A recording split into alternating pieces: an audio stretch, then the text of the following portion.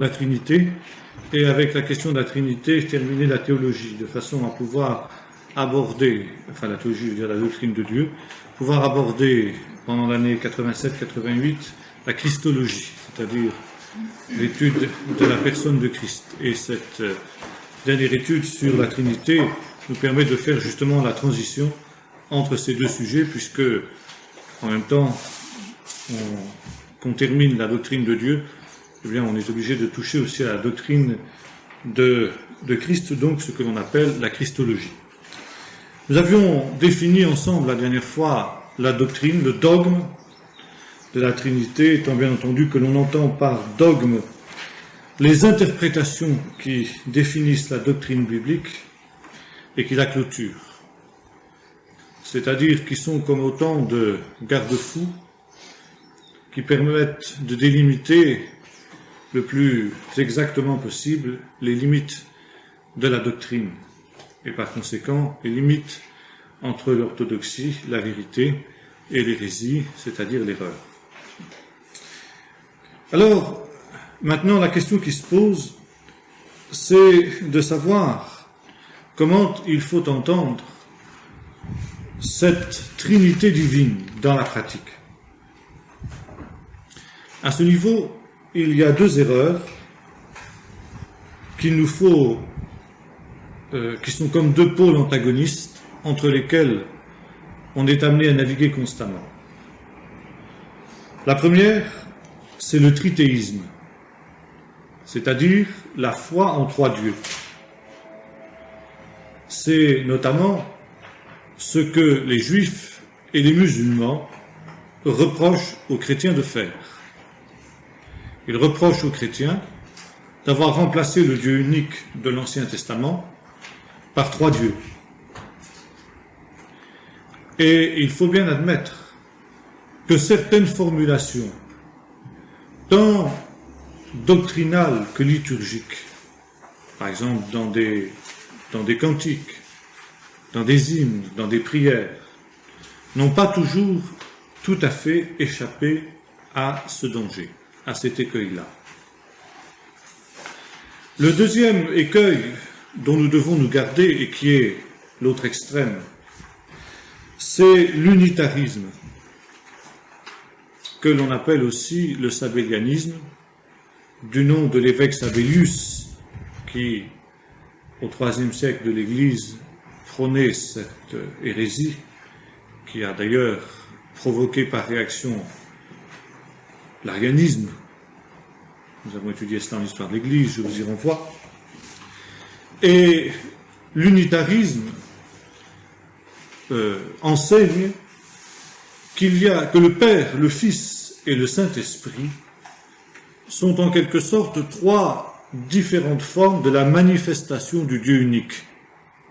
C'est-à-dire que le Dieu unique peut se manifester tantôt sous la forme du Père, notamment dans l'œuvre de la création,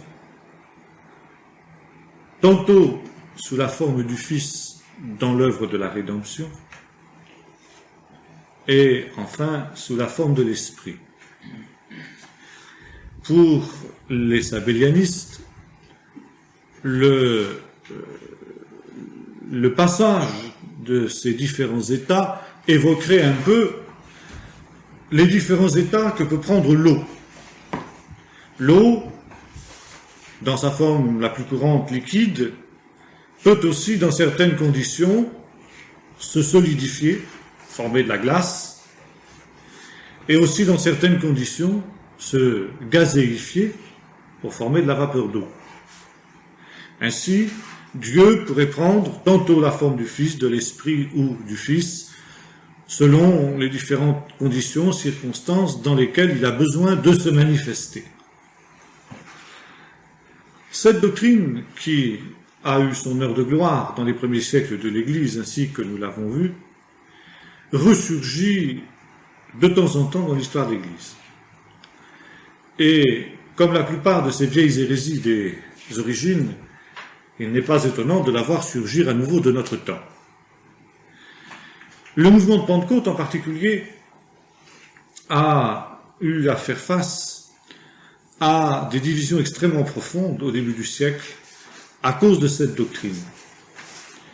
Et notamment dans les mouvements pentecôtistes, où on avait parfois des bases doctrinales assez lâches et assez floues, un certain nombre de pasteurs, de responsables, ont été amenés, connaissaient-ils ou non Sabellius, je ne le sais, mais ils ont été amenés à professer la doctrine de Sabellius.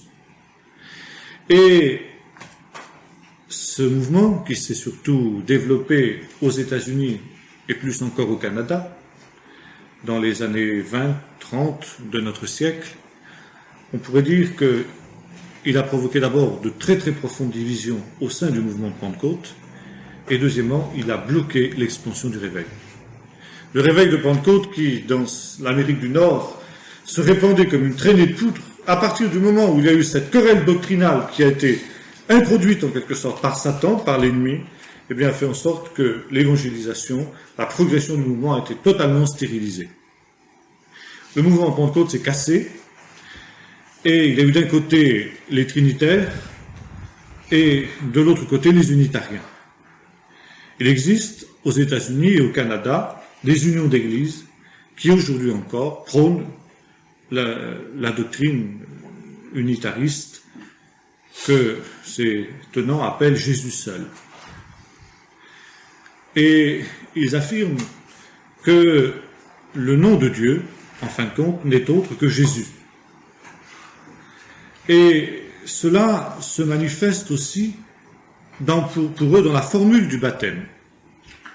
Ils récusent la formule trinitaire du baptême, telle qu'elle se trouve exprimée dans l'évangile de Matthieu. Allez, faites de toutes les nations des disciples, les baptisant au nom du Père, du Fils et du Saint-Esprit. Et ils soulignent que cette expression n'apparaît jamais dans le livre des Actes, mais que dans le livre des Actes, au contraire, il est question de baptiser au nom de Jésus. Ils furent baptisés au nom de Jésus. Et disent ces gens-là, eh bien, le nom du Père, le nom du Fils et le nom du Saint-Esprit n'est autre que Jésus. Et c'est pourquoi le fait d'avoir été baptisé au nom du Père, du Fils et du Saint-Esprit fait que le baptême ainsi administré n'est pas valable. Ceux qui ont donc été baptisés au nom du Père, du Fils et du Saint-Esprit doivent se faire rebaptiser au nom de Jésus seul. Et c'est ainsi que ces gens allaient de lieu en lieu, ravageant les églises et invitant les membres de ces églises à se faire ainsi rebaptiser au nom de Jésus seul, d'où le nom de secte ou de mouvement de Jésus seul qui leur a été donné. Depuis le Canada et l'Amérique du Nord, le mouvement a bien entendu gagné l'Europe, et dans les années 50, notamment en Belgique, un certain nombre d'églises de Pentecôte se sont divisées sur cette question du rebaptême au nom de Jésus seul, et des églises une union d'églises en a résulté, de gens qui prônent cette doctrine de Sabellius et le baptême au nom de Jésus seul. Il y a eu aussi en France quelques tentatives de ce genre qui, heureusement, n'ont pas été couronnées de beaucoup de succès. Le mouvement de Pentecôte français, qui était uni dans son ensemble, a fait front avec assez de succès contre cette hérésie-là. Et quelques petits groupuscules seulement se sont créés après avoir ainsi été rebaptisés au nom de Jésus seul, mais qui forment vraiment des groupuscules pratiquement insignifiants. Les choses en étaient là lorsque un nouveau souffle a été donné à cette doctrine, lorsque le grand prophète et homme de Dieu, connu d'une manière très forte aux États-Unis, William Branham, a adopté la doctrine de Jésus seul. William Branham était un des grands hommes de Dieu de ce temps, des débuts du mouvement de Pentecôte. C'est un homme qui avait un ministère de prophète incontestable. C'est un homme qui a eu dans sa vie des miracles comme peu en ont eu. Il avait des dons aussi de révélation assez bouleversants. Et on note notamment dans son ministère des résurrections de morts. Et c'est alors que William Branham a été, si l'on peut dire, quelque peu idolâtré par ces gens qui le suivaient, étant donné, comme un peu il est dit de Paul, n'est-ce pas, l'excellence des dons qu'il avait reçus. Et bien que lui était un homme humble au départ, n'est-ce pas, ceux qui le suivaient ont de plus en plus été amenés à lui demander des directions sur le plan de la doctrine. Or, William Branham était un prophète et non pas un docteur. Et là, il est sorti de son ministère, et sortant de son ministère, il a déraillé au point de vue doctrinal. Bon, je passe sur des hérésies nombreuses qu'il a ainsi été amené à la fin de sa vie à promouvoir, mais l'une des plus importantes est justement la doctrine de Jésus seul. Et de ce fait, tous ceux qui avaient suivi William Branham et qui avaient de l'admiration pour lui, eh bien, sont devenus sabellianistes avec William Branham. Et il y avait derrière eux l'autorité de Branham, les miracles de Branham, les révélations de Branham, etc. Tant et si bien que il y a eu en quelque sorte une nouvelle vague de ce mouvement de Jésus seul dans les dernières années de la vie de William Branham, c'est-à-dire à la fin des années 50 et au début des années 60, jusqu'à la fin des années 60 en fin de compte. Et même dans les églises qui étaient acquises au sabellianisme, un certain nombre de divisions en ont résulté, car certains, dans ces églises-là, n'ont pas accepté, par exemple, le reste de la doctrine de William Branham et les autres hérésies qui étaient en même temps proférées avec l'hérésie de Jésus seul. Tant et si bien que ça a provoqué de nouvelles divisions et de nouvelles subdivisions dans ce mouvement-là. Par exemple, les églises polonaises dont sont issus mes beaux-parents, eh bien, sont des églises qui ont été fondées à partir du Canada par des gens qui professaient la doctrine de Jésus seul. Au début, dans les années 30, lorsque ces églises polonaises ont été fondées en France, elles étaient sabellianistes et baptisées au nom de Jésus seul. Puis quand les fondateurs de l'œuvre sont repartis au Canada, sous l'influence des églises françaises, eh bien, en fin de compte, ils sont redevenus trinitaires. Quelques années plus tard, les apôtres sont venus du Canada et ont été affolés de voir que ces églises étaient devenues trinitaires. Et alors, il y a eu des rebaptêmes au nom de Jésus en pagaille, enfin ça a donné aussi une belle pagaille dans ces églises-là. C'est bien qu'aujourd'hui, on ne sait pas très bien où on en est. Enfin, en général, elles sont quand même restées maintenant assez unitaristes, et les apôtres du Canada y veillent d'une manière très ferme pour ne plus avoir justement les problèmes qu'ils ont eus en son temps. Si bien que c'est un des graves problèmes qui nous séparent et qui nous divisent notamment de ces églises polonaises jusqu'à ce jour. Elles ne sont pas toutes comme cela, mais la plupart d'entre elles le sont. Alors, pourquoi cette doctrine est-elle fausse? Eh bien, parce que il est clair que le Père, le Fils et le Saint-Esprit ne sont pas une seule et même personne qui prendrait différents aspects. Il suffit par exemple de lire des textes comme Jean 17, où Jésus prie, et il prie le Père. Père, glorifie-moi de la gloire que j'avais auprès de toi avant que le monde fût. Donc, Jésus manifestement ici prie un être qui est extérieur à lui-même. Un être dont il est dépendant. Si, ainsi que l'affirment les sabellianistes, Jésus était en même temps le Père, alors ce qu'il dirait dans cette prière serait tout à fait absurde. Père, glorifie-toi auprès de toi de la gloire que tu avais en moi avant que le monde fût, mais c'est stupide. Alors Jésus se prie lui-même Et Jésus prie, enfin, là on nage en plein dans l'absurde.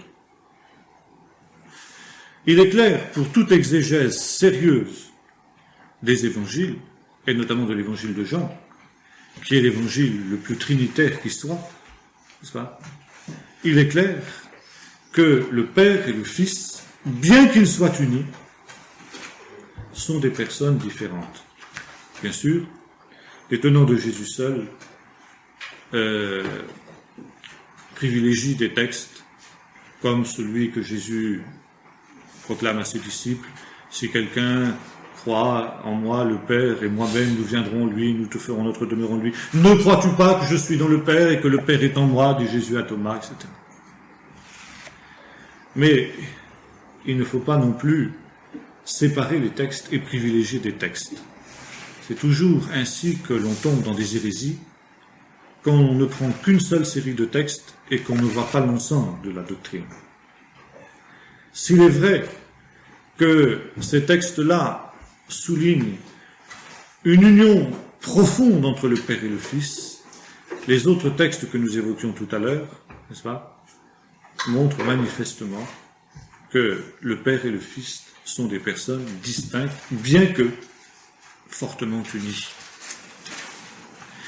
On pourrait aussi prendre une autre série de textes, notamment ceux où Jésus parle de sa subordination au Père, de son obéissance au Père.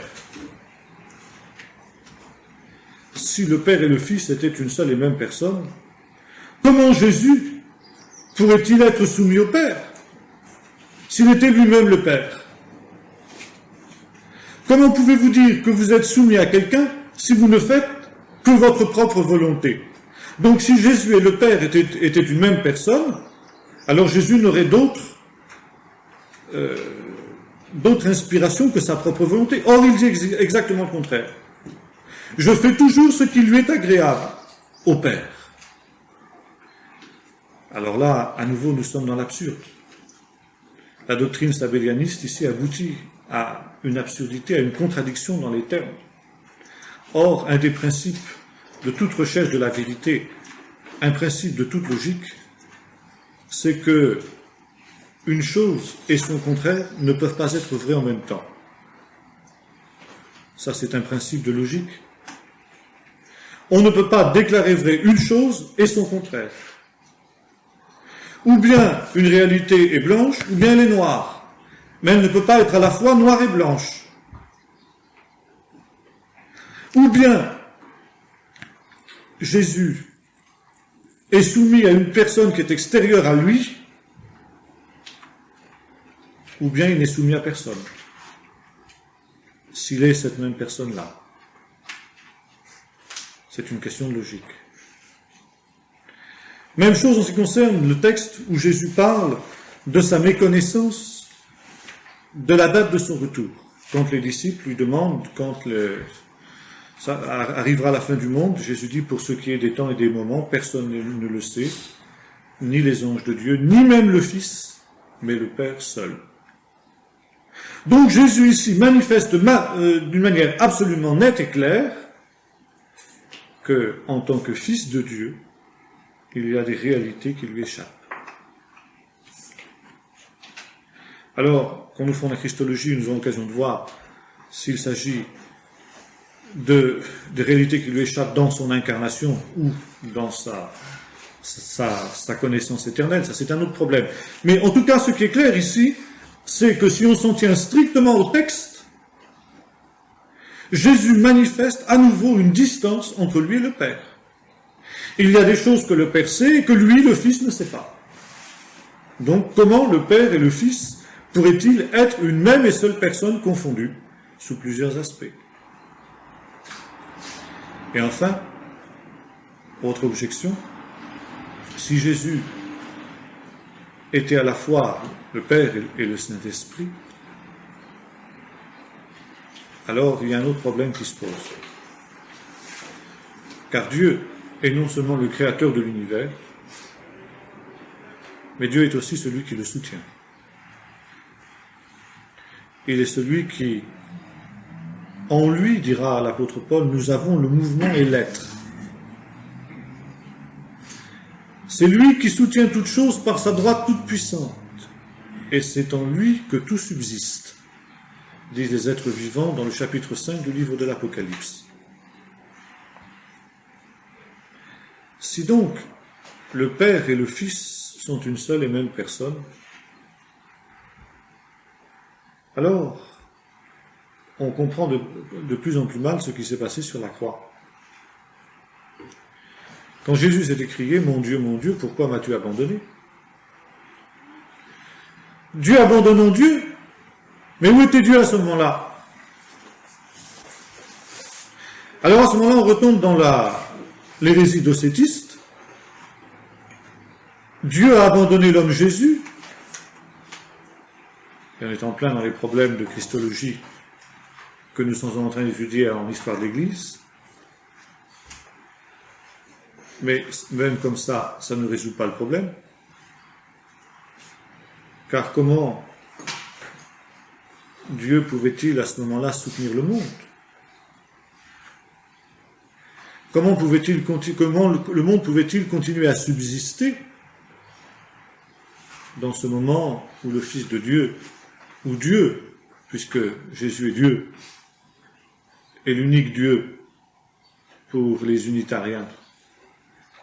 Comment, lorsque Jésus était plongé dans la mort, comment le monde a-t-il pu subsister pendant ces quelques moments-là, ces quelques heures? Vous allez me dire, c'est court, on regarde l'éternité. N'empêche. Comment le monde a-t-il pu subsister pendant ce moment-là, ce temps-là, puisqu'il n'y avait plus de Dieu pour le faire subsister? En lui, nous avons le mouvement et l'être. Et c'est ainsi que nous nous rendons compte que la doctrine sabellianiste ne tient pas. J'ai entendu prêcher un des apôtres du Canada, entre guillemets, qui était venu mettre de l'ordre dans les églises polonaises. Je l'ai entendu développer longuement cette doctrine. Et c'était remarquable, car après avoir passé 1h30 pratiquement à démontrer que le Père, le Fils et le Saint-Esprit étaient une seule et même personne, dans sa conclusion, il arrivait, chose vraiment par un tour de force extraordinaire, à montrer qu'en fait il y avait des personnes différentes, le Père et le Fils et le Saint-Esprit étaient bien quand même différents l'un de l'autre. Ce que évidemment j'ai fortement souligné après l'exposé et qui a fort embarrassé l'orateur. Non, c'est une contradiction, ça ne tient pas. Alors il reste le problème du baptême au nom de Jésus. Je crois que les choses est simple. La réponse est très simple. C'est vrai qu'on constate dans le livre des Actes que la formule trinitaire n'apparaît jamais, mais qu'il est question d'être baptisé au nom de Jésus. Bon. Il faut simplement savoir ce que ça veut dire au nom d'eux. Ça veut dire à la place de. Être envoyé au nom de quelqu'un, ça veut dire à la place de quelqu'un. Écrire au nom de quelqu'un, ça veut dire écrire à la place de ce quelqu'un. Mandaté par ce quelqu'un pour le faire. Nous lisons que dans l'évangile de Jean que Jésus refusait de baptiser. C'était ses disciples qui baptisaient. Pourquoi Jésus refusait-il de baptiser? Pour une raison très simple. Parce qu'il ne voulait pas que l'on puisse dire que ceux qui avaient été baptisés par lui, eh bien leur baptême était plus valable que celui de ses disciples, que celui qui avait été pratiqué par ses disciples. Paul agissait de même d'ailleurs, on voit ça à Corinthe. Il dit que c'est pas pour baptiser que le Christ m'a envoyé, mais c'est pour proclamer l'évangile. Parce qu'il ne voulait pas qu'on puisse dire, tiens, moi j'ai été baptisé par Paul. Un certificat de baptême signé de Paul, c'est un baptême formidable. Vous savez, c'est un petit peu comme ceux aujourd'hui qui vont se faire rebaptiser dans les eaux du Jourdain. Vous voyez encore une photo aujourd'hui, envoyée par l'ambassade d'Israël, on voit des pèlerins pentecôtistes américains, en costume de bain d'ailleurs, se faire rebaptiser dans le Jourdain, parce que c'est mieux, quoi. Ça a plus de valeur. L'eau du Jourdain, vous comprenez, elle est plus... Enfin, la superstition humaine est là, quoi. Alors Jésus refusait de baptiser. Il a envoyé ses disciples baptiser à sa place. Ceux qui étaient baptisés par ses disciples, c'est comme s'ils étaient baptisés par lui. Et quand aujourd'hui nous sommes baptisés, d'ailleurs Paul nous dit ça, ignorez-vous que nous tous qui avons été baptisés en Jésus, c'est dans sa mort que nous avons été baptisés. C'est ça que ça veut dire, être baptisé en Jésus et au nom de Jésus. C'est dans sa mort que nous avons été baptisés pour devenir une même plante avec lui dans sa mort, pour devenir aussi une même plante avec lui dans la résurrection. Et en même temps, ça veut dire que c'est comme si, eh bien, nous avions été baptisés du baptême de Jésus. Vous savez qu'à l'époque de Jésus, les apôtres, il y avait de nombreux baptêmes. Le baptême n'est pas l'apanage du christianisme. Les Juifs baptisaient. Aujourd'hui encore, ils baptisent. Quand un homme se convertit au judaïsme, il doit se faire circoncire. Quand une femme se convertit au judaïsme, elle se fait baptiser. C'est le mot qu'on emploie. Dvila en hébreu, c'est le baptême. C'est exactement le même mot. Et le baptême s'accomplit dans un mikvé, ça veut dire un baptistère. Tout simplement. Ceux qui ont vu des anciennes synagogues, par exemple Joël à Masada et ailleurs, n'est-ce pas, ils ont vu des mikvés.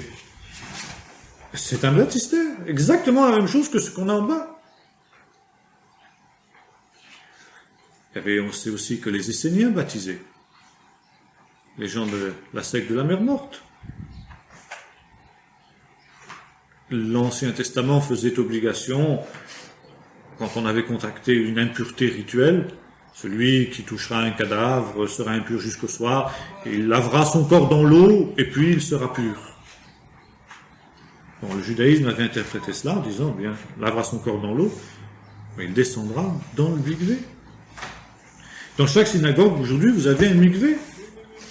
Et quand vous voyez, par exemple, le vendredi soir, les juifs pieux qui se rendent à la synagogue, ils ont tous une serviette de bain sous le bras. Parce qu'avant d'aller à la synagogue, ils vont au mikvé. Ils vont se faire baptiser. Ils se baptisent eux-mêmes, en fin de compte. Il n'y a personne pour les baptiser. Mais c'est la même signification. C'est pas la purification des souillures du corps, comme dira l'apôtre Pierre, mais c'est l'image d'une purification spirituelle. Et après avoir ainsi été plongés dans l'eau, ils peuvent se présenter devant Dieu, aller prier dans la synagogue. Alors, il y avait de nombreux baptêmes à l'époque de Jésus. Alors, si on a dit, avez-vous été baptisés?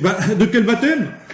Baptême des Esséniens, du baptême des pharisiens, du baptême des disciples de Jean. On voit même ça, par exemple, à Éphèse, quand Paul arrive à Éphèse et qu'il rencontre des disciples de Jean, eh bien, qu'ils n'avaient même pas entendu dire qu'il y avait un Saint-Esprit. Alors Paul leur dit, mais de quel baptême donc avez-vous été baptisés?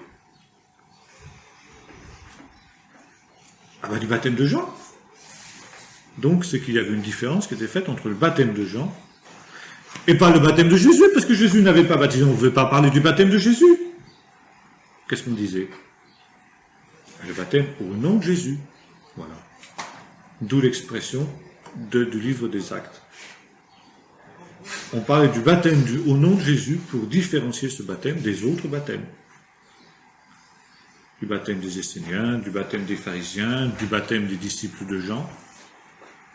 Et puis il y avait le baptême au nom de Jésus. Mais nous voyons dans le livre des Actes même que la formule du baptême est la formule trinitaire. Et le texte justement du baptême des disciples de Jean à Éphèse est le cheval de bataille des partisans justement de Jésus seul. Et vous voyez, Paul n'a pas hésité à rebaptiser des gens qui pourtant avaient été baptisés, mais ce n'était pas le bon baptême. Vous donc qui avez été baptisés au nom du Père, du Fils et du Saint-Esprit, à l'exemple des disciples de Jean, faites-vous rebaptiser au nom de Jésus seul. Bon. Prenons ce texte, il est intéressant.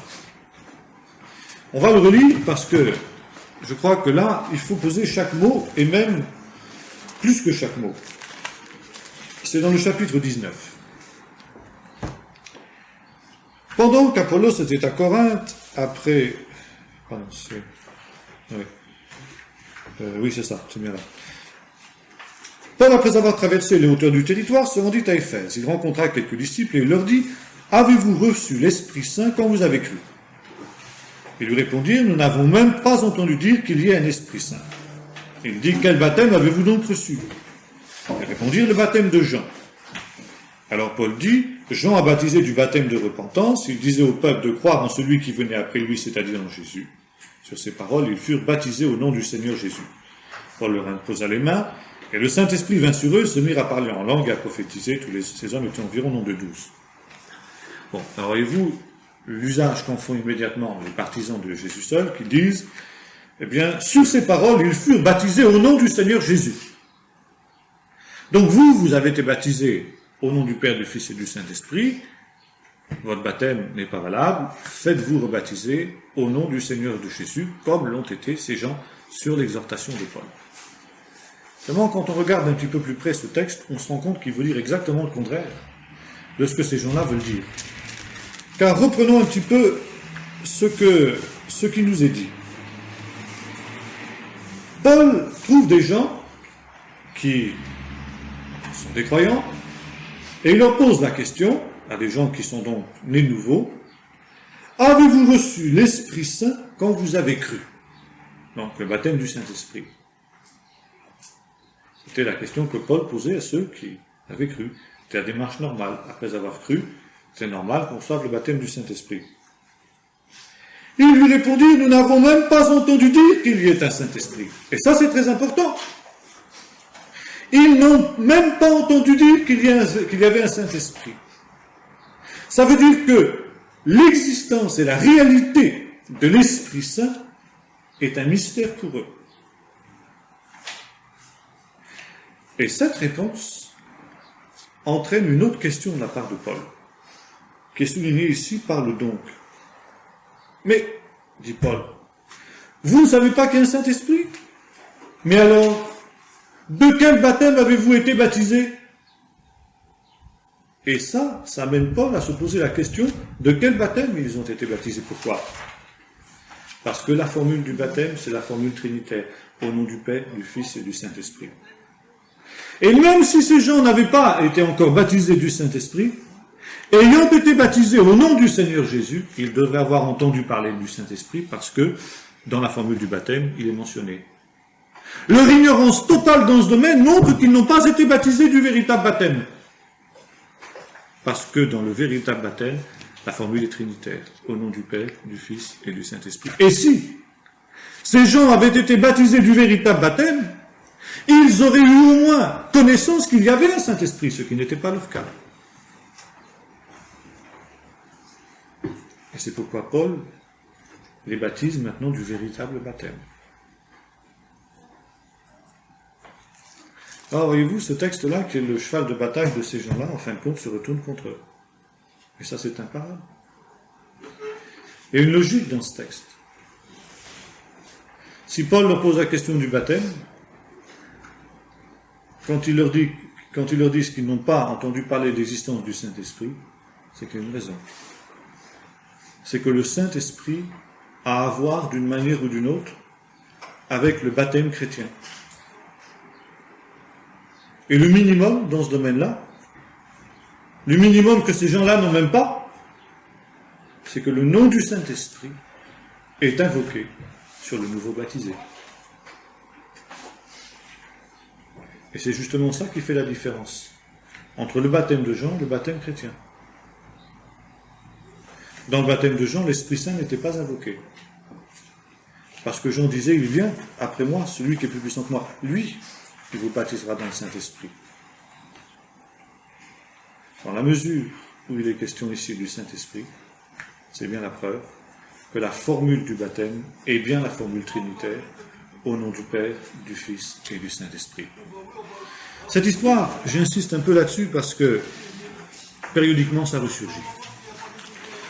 Et dans ces temps qui ne sont pas encore si lointains, dans les années 60, où le mouvement Pentecôte tout entier était bouleversé par cette affaire, et où ça discutait ferme, eh bien, il faut qu'on soit au fait, qu'on sache exactement où est la vérité.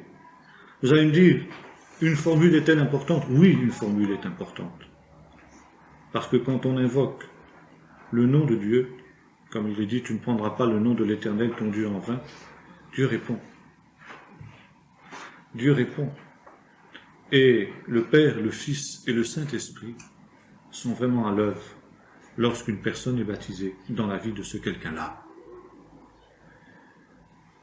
Ça veut dire que le Père, le Fils et le Saint-Esprit viennent pour sceller l'engagement de celui qui est ainsi baptisé.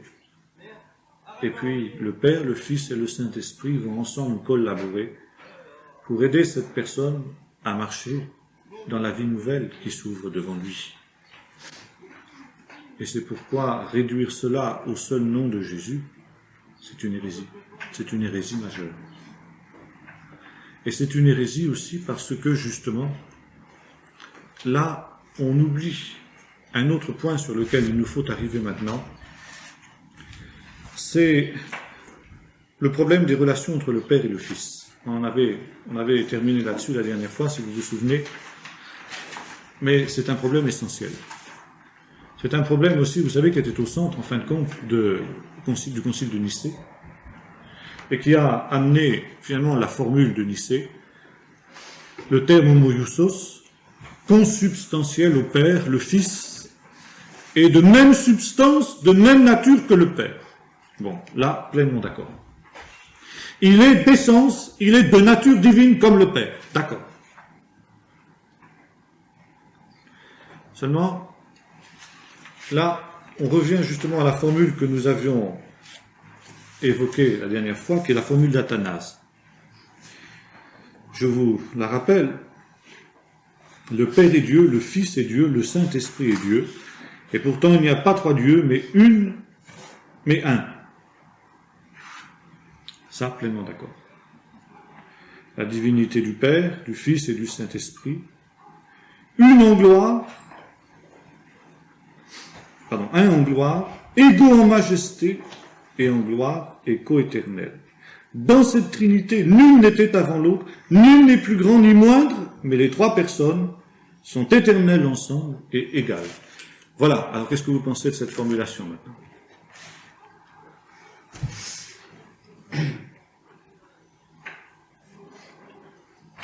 Nul n'est plus grand aussi. Dieu a l'autorité finalement. Mais voilà. C'est là justement qu'on touche ici à un point important. Et c'est là que, en quelque sorte, Athanase et puis ceux qui étaient autour de lui, même s'ils sont partis d'une intuition qui était juste, et ils ont voulu souligner contre les Ariens, qui niaient la réalité de la divinité du Christ, ils sont allés trop loin. Pourquoi ils sont allés trop loin? On va lire un texte. Dans la première épître aux Corinthiens, au chapitre 15, et au verset 21, plutôt au verset 24. C'est, vous savez, dans la perspective de la résurrection. Voici ce que dit Paul. Ensuite viendra la fin, quand il remettra, c'est-à-dire Jésus, le royaume à celui qui est Dieu et Père, après avoir aboli toute principauté, tout pouvoir et toute puissance. Car il faut qu'il règne jusqu'à ce qu'il ait mis tous ses ennemis sous ses pieds. Écoutez, chaque mot ici a son importance. Le dernier ennemi qui sera détruit, c'est la mort. Dieu, en effet, a tout mis sous ses pieds. Mais lorsqu'il dit que tout lui a été soumis, il est évident que celui qui lui a soumis toute chose est excepté.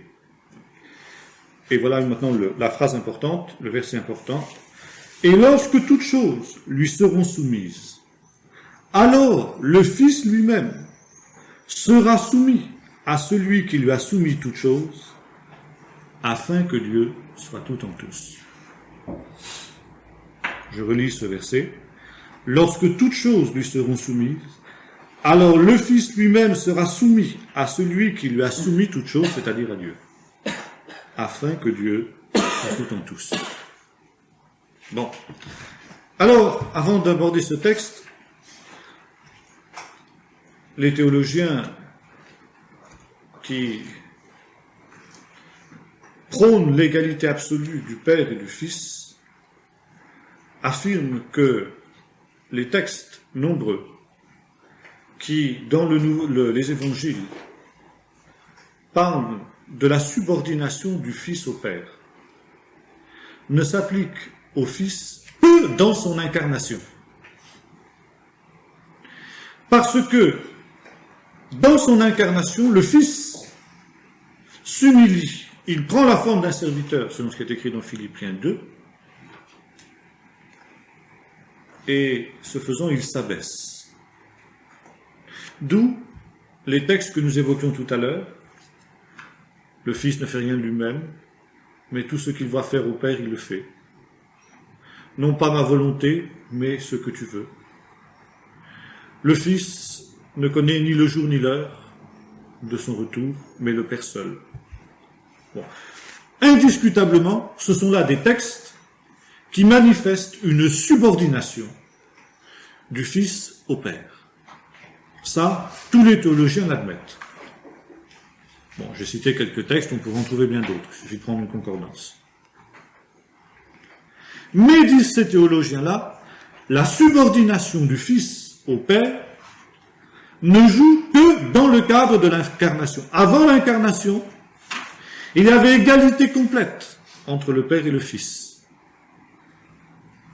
Après l'incarnation, quand le Fils remonte dans sa gloire, la subordination cesse. Et c'est là justement que se trouve le nœud du problème.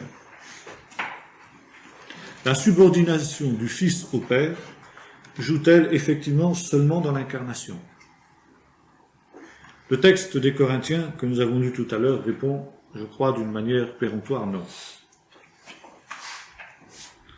Le Père et le Fils sont de même nature, de même qu'un Père et un Fils sont de même nature. De même substance, et l'on peut dire aussi, d'une certaine manière, qu'ils sont un.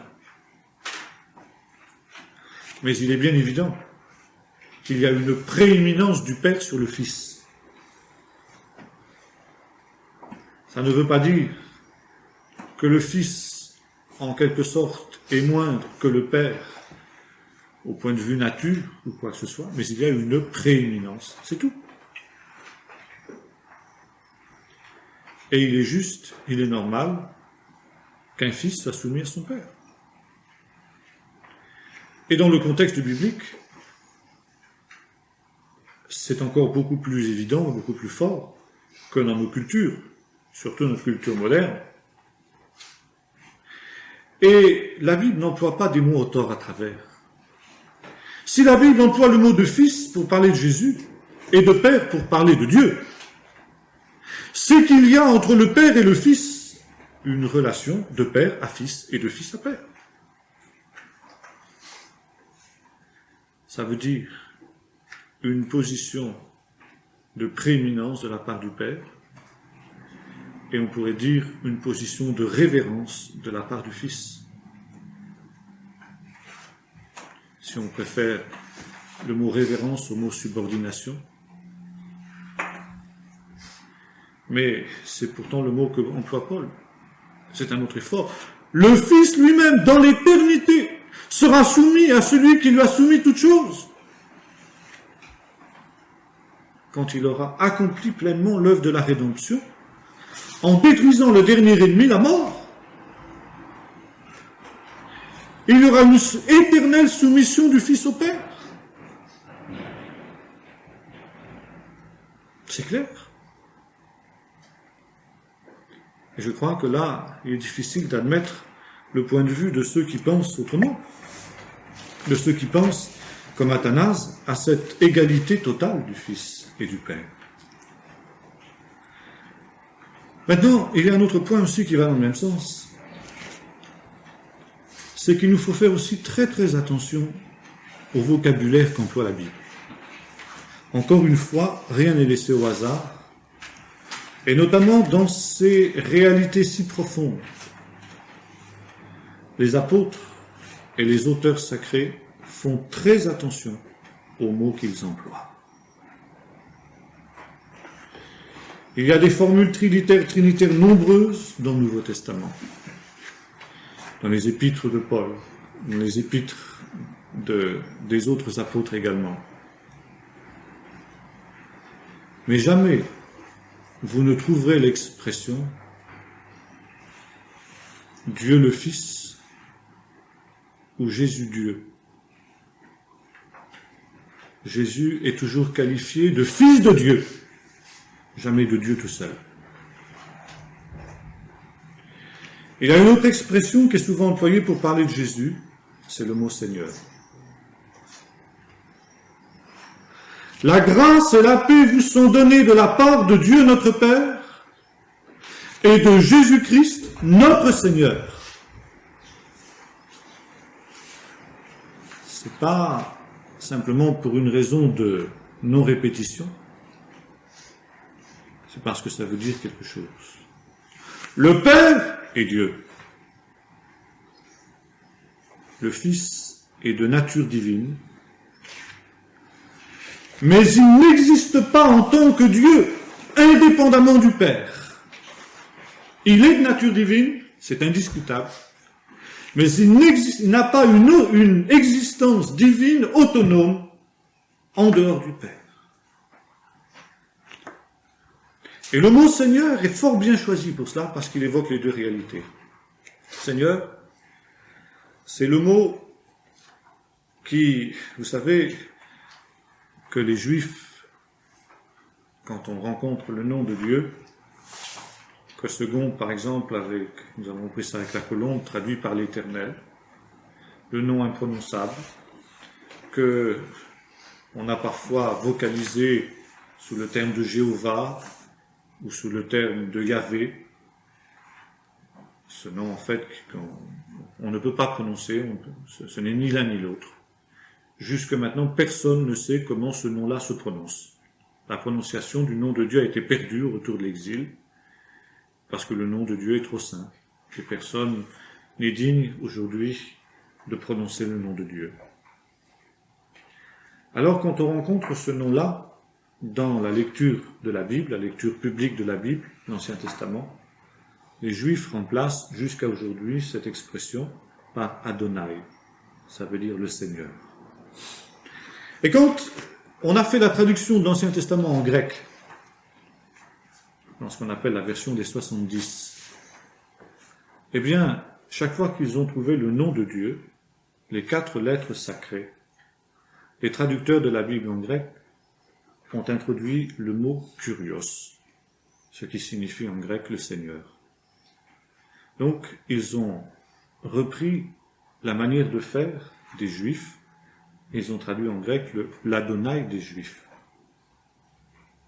Et le Nouveau Testament emploie exactement le même procédé, mais il l'applique à Jésus. Le Seigneur Jésus.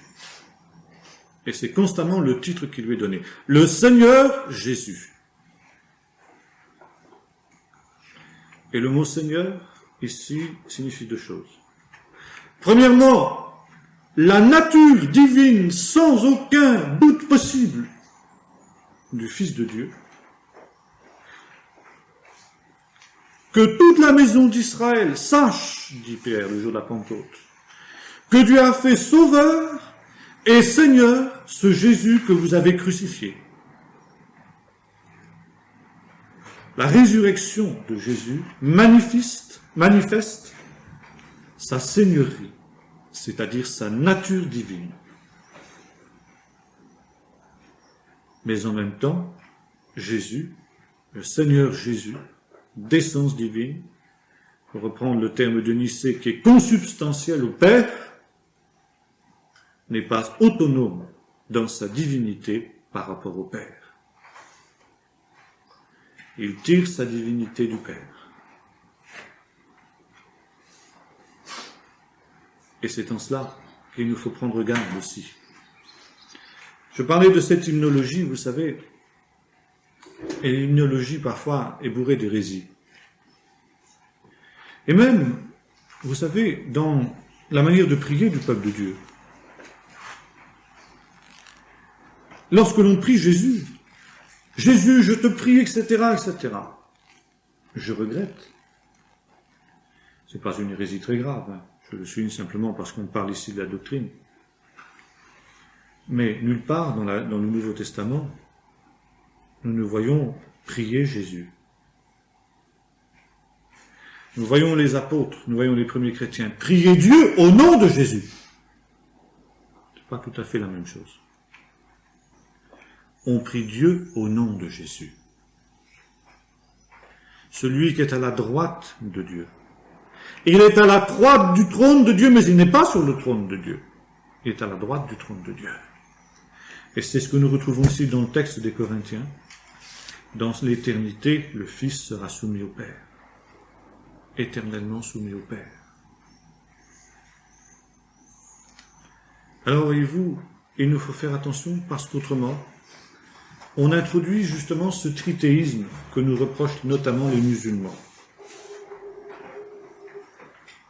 On va trop loin dans la voie qui a été ouverte par Nicée et qui va au-delà de ce qui est écrit, au-delà du texte biblique. Et s'il nous faut souligner la gloire du Fils, la majesté du Fils, la divinité du Fils, la seigneurie du Fils, ça ne doit jamais être au détriment de la gloire et de la primauté du Père. Et il nous faut toujours garder à l'esprit cette primauté du Père par rapport au Fils. Et rendre donc à chacune des personnes de la dignité ce qu'on leur doit. On a 10 minutes encore pour parler du Saint-Esprit. C'est une gageure. On va essayer de faire quand même. Alors qu'en est-il du Saint-Esprit dans tout ça? Le Saint-Esprit est-il seulement, lui aussi, une émanation de Dieu? Une forme que Dieu prend? Une hypostase, comme on le disait ensemble la dernière fois? Ou bien est-il aussi une personne distincte? Bien. Alors, il faudrait qu'on se plonge dans de nombreux textes. Je vous les cite, vous les lirez. Éphésiens 4, verset 30, 2 Corinthiens 13, verset 14,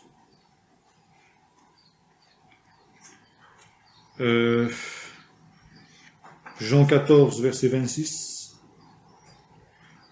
15, verset 26, 16, verset 8, chapitre 16, Jean 16, verset 8, Jean 16, verset 13, et verset 4, etc. Il y en a de nombreux. Et là, ce qui est tout à fait intéressant dans ces textes, vous voulez que je relise les... Juste 2 Corinthiens 7 ou 13. Bon, tous ces textes-là ont ceci de commun, c'est qu'ici, le Saint-Esprit apparaît aussi comme une personne qui agit d'une manière personnelle, pourrait-on dire. C'est surtout sensible dans le livre des Actes. Bon, le livre des Actes n'est pas titré, hein. C'est la tradition qui a appelé ce livre le livre des Actes des Apôtres. En réalité, certains exégètes, avec raison, ont proposé de nommer le livre des Actes, non pas livre des Actes des Apôtres, mais livre des Actes du Saint-Esprit. En effet, le Saint-Esprit, et Jésus le dit, il est le paraclète. Et là, il faut savoir ce que c'est le paraclète. En grec, le paraclète, c'est l'avocat. Celui qui parle en faveur d'un accusé dans un procès. Donc l'avocat. Et le mot paraclète traduit un mot hébreu qui a aussi un terme technique très précis, le meturgeman. Meturgeman, ça vient du mot letargem qui signifie traduire. Vous savez que dans la synagogue, la lecture du texte sacré, enfin tout ce qui devait avoir lieu dans la synagogue était en hébreu, la langue sacrée, la langue de la Bible. Mais À l'époque de la fin du deuxième temple, à l'époque de Jésus, l'hébreu était certainement beaucoup plus parlé qu'on ne l'a cru jusqu'à ces temps derniers, mais quand même, certains, notamment les enfants, les femmes, etc., n'étaient pas très familiers avec cette langue. Et lorsque l'on faisait la lecture publique de la Torah, puis la partie des prophètes qui y correspondait, qu'on appelle Haftara, il y avait un personnage qu'on appelait le Meturgeman, qui traduisait en araméen, la langue populaire, ce qui était dit en hébreu. Il traduisait en écho, en quelque sorte. Vous avez ça déjà à l'époque d'Ezra, quand le peuple est revenu d'exil, ou quand il y a eu la lecture publique sur toute la place de Jérusalem, Ezra lisait, et puis ceux qui étaient autour de lui en donnaient l'explication pour que le peuple comprenne. C'est ce qu'on appelle en hébreu le processus des targum, traduction. Et vous avez encore aujourd'hui, quand vous avez acheté une Bible dans une librairie juive, vous avez d'un côté le texte hébreu, et de l'autre le targum araméen. Et celui qui faisait cette œuvre de traduction, c'était justement celui que Jésus appelle le paraclète, l'Esprit. Et l'œuvre de l'Esprit, c'est cela. Il prendra de ce qui est à moi, il vous l'annoncera, il vous expliquera ce qui me concerne. Aujourd'hui, j'ai beaucoup de choses à vous expliquer, mais vous n'êtes pas capable de les comprendre, dit Jésus. Mais quand sera venu l'Esprit de vérité, alors lui, il vous conduira dans toute la vérité, il vous expliquera. Le rôle du Meturgeman, plus que celui d'un avocat, c'était un rôle d'explication. Il expliquait le texte pour que l'on le comprenne, comme à l'époque d'Ezra.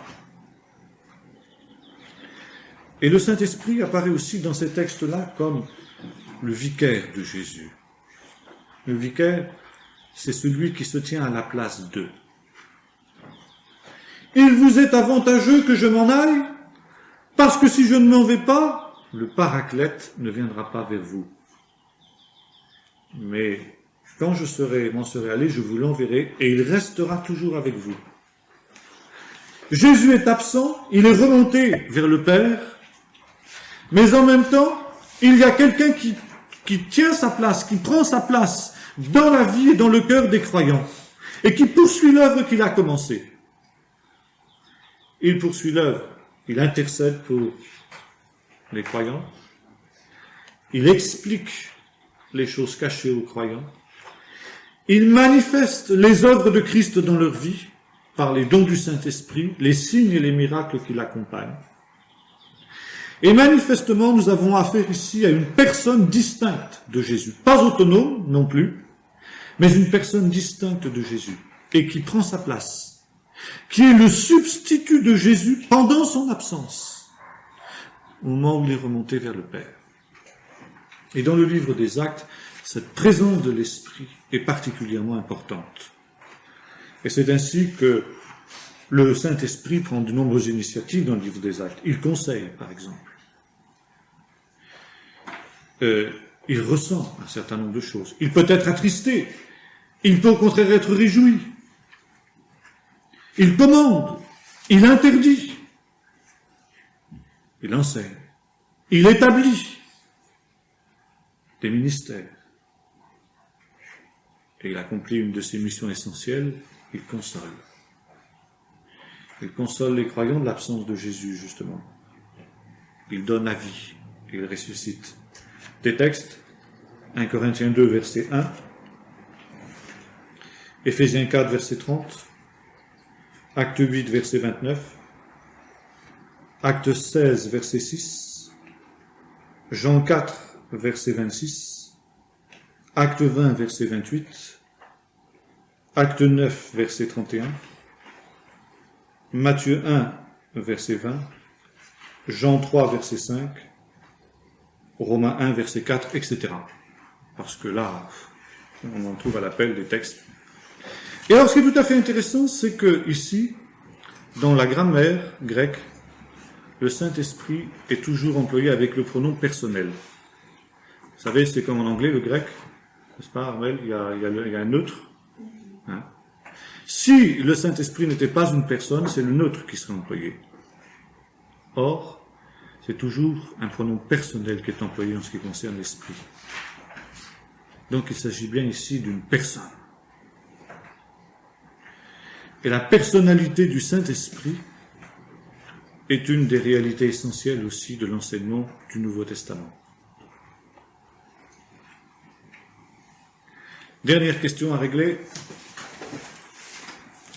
Quelles sont les relations du Saint-Esprit avec le Père et le Fils? Eh bien, pas plus que le Fils n'est autonome par rapport au Père, pas plus l'Esprit n'est autonome par rapport au Père et au Fils. Mais là aussi, il existe manifestement une relation de subordination. Je regrette pour Athanase, qui était un grand homme de Dieu, mais là aussi, on ne peut pas être d'accord avec lui quand il affirme que les trois personnes de la Trinité sont sans aucune, autorité les unes sur les autres. D'ailleurs, la théologie, même la théologie classique, l'a reconnu.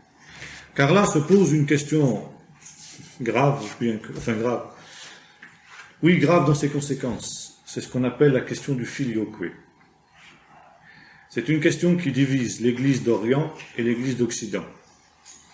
C'est-à-dire, pour parler autrement, l'Église catholique et l'Église orthodoxe, jusqu'à nos jours. C'est une des raisons pour lesquelles l'Église d'Orient et l'Église d'Occident se sont séparées au Moyen-Âge. Ce n'était pas la seule. Mais parmi les raisons doctrinales, c'est celle-ci. Jusqu'alors, on avait affirmé, notamment dans l'Église d'Orient, que le Saint-Esprit procédait du Père par le Fils. Selon ce qui est écrit, lorsque Jésus dit à ses disciples, restez à Jérusalem pour recevoir ce que le Père a promis et que je vous enverrai. Donc il y a les deux termes. Et la théologie classique a dit, le Saint-Esprit procède du Père, c'est le Père qui a promis, c'est le Père qui envoie, mais par le Fils. C'est le Fils qui intervient. C'est le Fils qui répand l'Esprit. On trouve ça le jour de la Pentecôte, n'est-ce pas? Où il est écrit que Pierre annonce au peuple, eh bien, ce Jésus que vous avez crucifié, il a reçu du Père l'Esprit qui avait été promis, et il a répandu, ainsi que vous le voyez et que vous l'entendez maintenant. Acte 2. Donc, il a reçu du Père l'Esprit qui avait été promis, et il a répandu. Le Saint-Esprit vient du Père par le Fils. C'est le Fils qui en est l'agent. C'est le Fils qui le répand après l'avoir reçu du Père. Et c'est là qu'intervient la querelle du filioque. En effet, les latins ont voulu ajouter à la formule de Nicée le Saint-Esprit procède, là où on disait d'habitude, le Saint-Esprit procède du Père par le Fils, ils ont voulu changer le Saint-Esprit procède du Père et du Fils, filioque en latin. Et c'est là que c'est une vraie querelle byzantine, c'est le cas de le dire. Les orthodoxes, les orientaux ont dit non, c'est une hérésie. Il ne procède pas du Père et du Fils, mais il procède du Père par le Fils. Et jusqu'à aujourd'hui, cette question-là n'est pas réglée entre les occidentaux et les orientaux. Ça fait des centaines d'années, voyez-vous. Voyez-vous que cette question de la Trinité, c'est une question difficile. Alors maintenant, et on conclura là-dessus, qui avait raison? Les occidentaux ou les orientaux?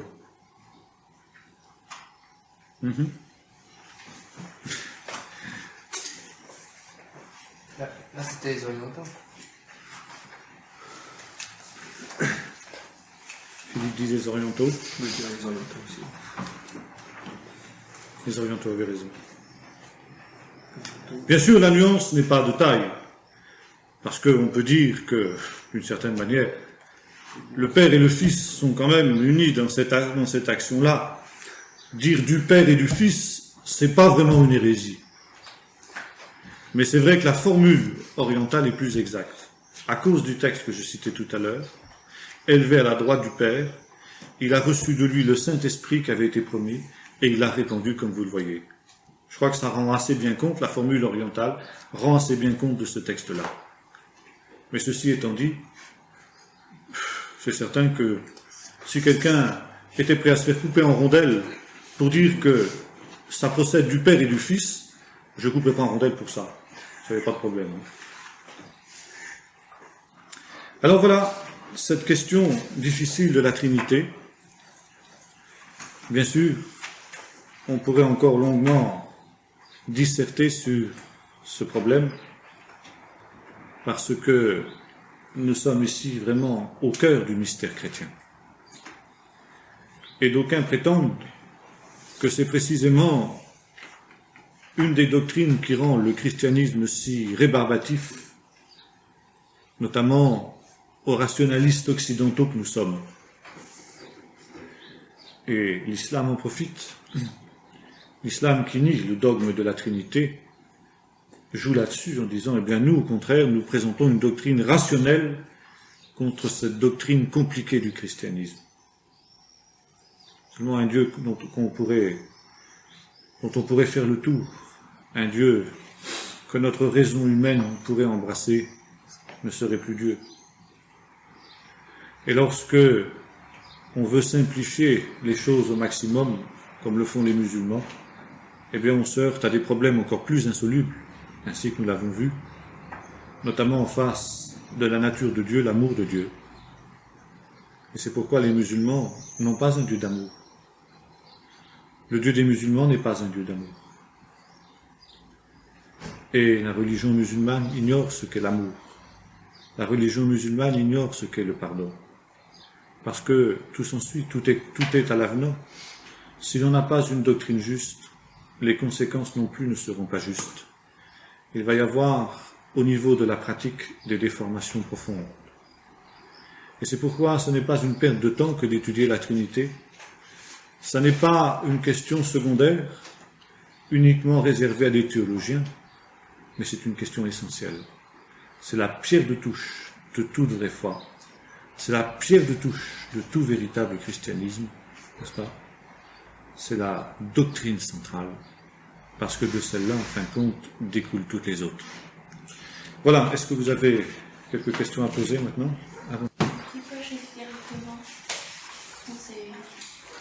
C'est courant. C'est courant au milieu de nous, oui. C'est pas tout à fait juste. Pas une hérésie majeure, hein. Parce que, ma foi, bon, le Seigneur voit les cœurs, mais c'est vrai que la manière juste de faire, on prie le Père au nom de Jésus.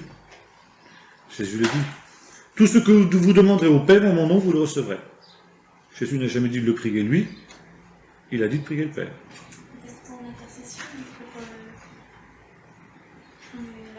Pour la louange, oui. Là, c'est déjà plus... Oui, absolument. Là, il y a des louanges à Jésus, c'est sûr. C'est sûr, oui. Oui. Mais dans l'intercession, c'est la manière juste de procéder, celle-là. Il y a quelques prières au nom du Saint-Esprit? Pas beaucoup. Non, je veux dire, à la limite...